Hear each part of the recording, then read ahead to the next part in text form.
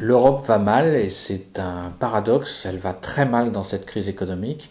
C'est un paradoxe parce que c'est une crise d'abord américaine, c'est des bêtises dans la finance américaine qui ont causé cette crise d'une part, et d'autre part, les déséquilibres massifs sont d'abord américains, le surendettement américain, les déficits extérieurs très importants des Américains qui consomment plus que ce qu'ils produisent, etc.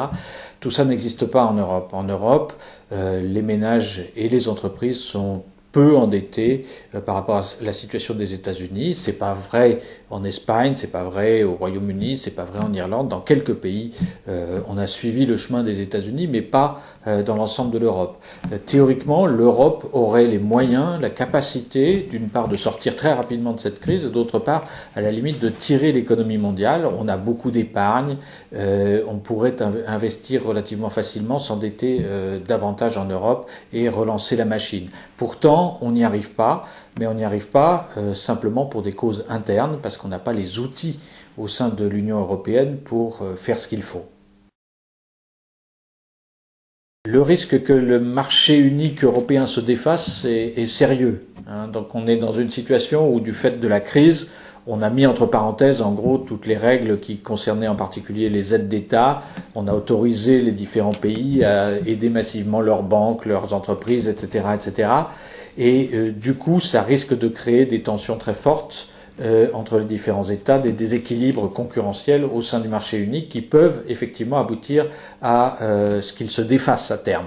Le risque est sérieux. Le moyen d'en sortir, ce serait de développer enfin des politiques industrielles à l'échelle européenne, c'est-à-dire qu'au lieu de faire des plans chacun dans notre coin pour l'automobile en France, en Allemagne, etc., on fasse un plan européen pour l'automobile, par exemple, ou dans d'autres secteurs d'activité.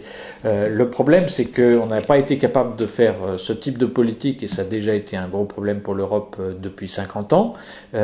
Pour l'instant, la Commission européenne a refusé de mettre en place ce type de plan pour l'automobile, et on ne voit pas bien cette politique industrielle émerger. Donc dans ce contexte-là, les risques restent importants pour l'avenir de l'existence même du marché unique.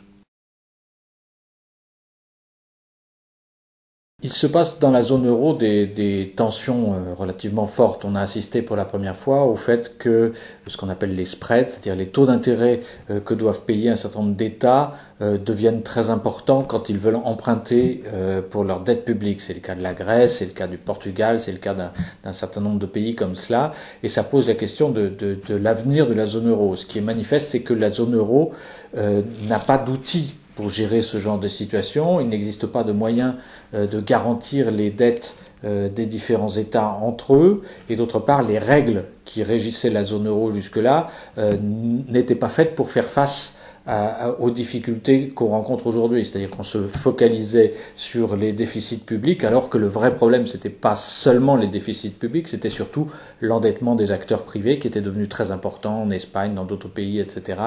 Et les déficits de balance extérieure, le fait que les Espagnols, les Grecs importaient beaucoup trop par rapport à ce qu'ils produisaient. Donc on n'a pas surveillé les bonnes choses, on n'a pas les bons outils pour faire face aux difficultés d'aujourd'hui, et c'est pour ça que la zone euro va mal. Ceci dit, elle n'est pas menacée vraiment d'éclatement, dans la mesure où, au contraire, le fait de sortir de la zone euro mettrait ces pays dans des situations encore plus difficiles, d'une part, et d'autre part, c'est plutôt les pays qui n'y sont pas qui veulent y rentrer. Donc l'euro tiendra le choc, la zone euro tiendra le choc, mais il faudra qu'elle réforme profondément ses règles de fonctionnement, d'une part, et qu'elle se donne d'outils pour aider les pays qui sont en difficulté. La situation dans les pays d'Europe centrale et orientale est effectivement très, très difficile. Ils ont subi, du fait de la crise, ce qu'on appelle la fuite vers la qualité, c'est-à-dire que les capitaux sont partis, et du coup les monnaies ont chuté, alors que beaucoup des acteurs, des ménages, mais aussi des entreprises sont endettés en euros. Donc ils se retrouvent aujourd'hui dans une situation très difficile sur le plan économique, en tout cas pour les pays qui ne font pas partie de la zone euro, c'est-à-dire la plupart des pays d'Europe centrale et orientale. Ils sont menacés d'être en faillite. Ça pose des problèmes économiques de solidarité, on ne peut pas les laisser faire faillite, mais ça pose aussi des problèmes politiques, c'est-à-dire que les tensions étaient déjà très fortes entre l'Est et l'Ouest de l'Europe avant même la crise, parce que l'Ouest n'a pas été très généreux pendant toute la période d'intégration des pays d'Europe de l'Est, et d'autre part, les entreprises de l'Ouest ont racheté toutes les entreprises de l'Est qui ont eu l'impression d'être colonisées un peu. Donc les tensions étaient déjà fortes, et si aujourd'hui l'Ouest, malgré la crise qu'il subit lui-même, n'est pas capable d'être solidaire avec l'Est, on risque d'aller vers des problèmes très graves pour l'avenir de la construction européenne, dans la mesure où ces pays-là ont la capacité de bloquer les institutions comme tous les pays de l'Europe.